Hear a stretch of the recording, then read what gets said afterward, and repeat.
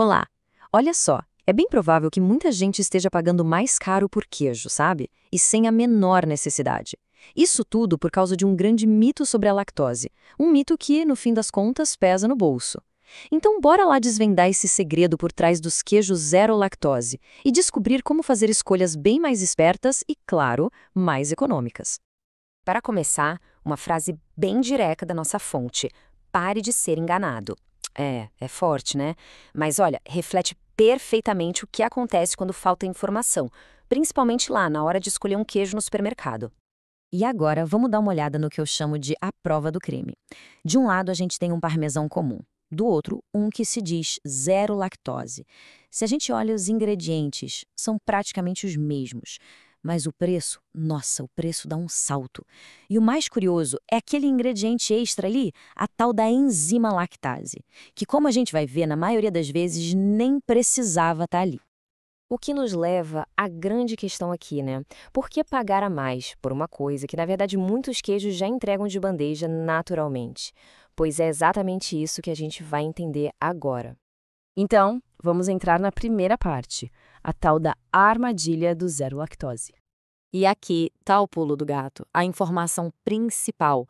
A grande maioria dos queijos curados, sabe, aqueles mais duros como parmesão, provolone, gouda, queijos que todo mundo adora, eles já são, por natureza, praticamente sem lactose. O próprio processo de fabricação deles já resolve essa questão. Tá, mas como é que essa mágica acontece? Na verdade, não tem nada de mágica, é pura ciência.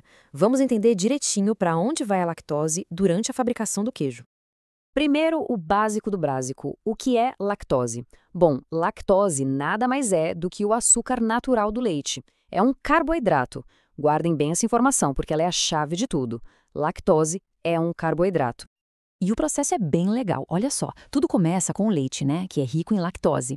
Aí são adicionadas as bactérias lácticas e elas são as verdadeiras heroínas aqui. Durante a fermentação, essas bactérias basicamente se alimentam da lactose. Elas comem o açúcar para ter energia e conforme o queijo vai maturando, envelhecendo, esse processo continua, até que no final a lactose praticamente desaparece. Simples assim. Beleza. Se a gente já entendeu o porquê, agora vamos descobrir quais. Vamos criar aqui um tipo de mapa dos queijos para saber onde a lactose está e, mais importante, onde ela não está. E a diferença fica bem clara aqui. De um lado, a gente tem os queijos frescos, tipo ricota, cottage. Como eles não passam por um longo tempo de maturação, a lactose continua lá, em alta quantidade. Agora, do outro lado, os queijos curados, como o parmesão, aí o nível de lactose vai lá para baixo, é quase zero. Para quem gosta dos números, essa tabela é um prato cheio. Dá uma olhada na comparação. O leite de vaca tem uns 5 gramas de lactose. Já o parmesão, menos de 0,01 grama. É uma diferença brutal. E repara que até a mussarela e o cheddar já têm um teor bem baixinho, o que para muita gente com intolerância já é super tranquilo. Certo. Agora vamos para a parte mais prática de todas. A dica definitiva para se tornar um verdadeiro detetive de rótulos e não cair mais em pegadinha. E aqui está o grande segredo, a dica de ouro, que é a seguinte.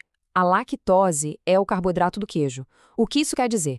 Quer dizer que se a tabela nutricional de um queijo mostra que ele tem 0 gramas de carboidrato, então, por definição, ele não tem lactose, ou tem uma quantidade tão pequena que é insignificante. Então é simples. Na próxima ida ao mercado, pode até ignorar o que está escrito na frente da embalagem. Sabe, aqueles selos grandes?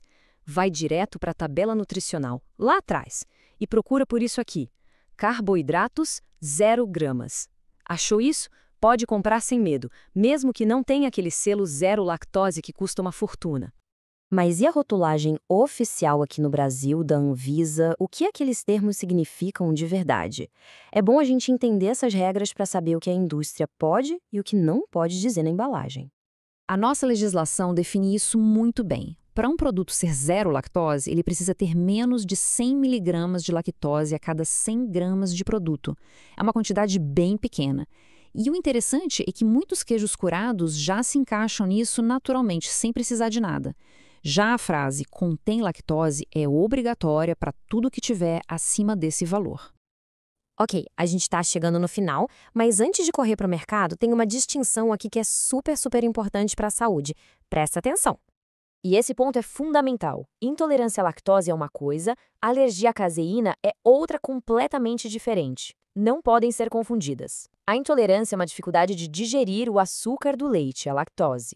Já a alergia é uma reação do sistema de defesa do corpo à proteína do leite, a caseína. Então, quem tem intolerância pode comer queijo curado numa boa. Agora, quem tem alergia à caseína, aí não tem jeito. Tem que evitar todo e qualquer laticínio. Então, para a gente fechar, algumas dicas práticas. Queijos mais duros e amarelados geralmente têm menos lactose. Queijos de cabra também podem ser uma ótima pedida, costumam ser mais fáceis de digerir e, talvez o mais importante de tudo, é sempre bom começar com calma, com porções pequenas, para testar a tolerância individual. Cada corpo reage de um jeito, né? E agora, com toda essa informação em mãos, fica a pergunta, né? Qual queijo delicioso que talvez estivesse sendo evitado vai finalmente entrar no carrinho de compras? O mundo dos queijos está aí, aberto, para ser explorado sem medo e, claro, sem gastar mais por isso.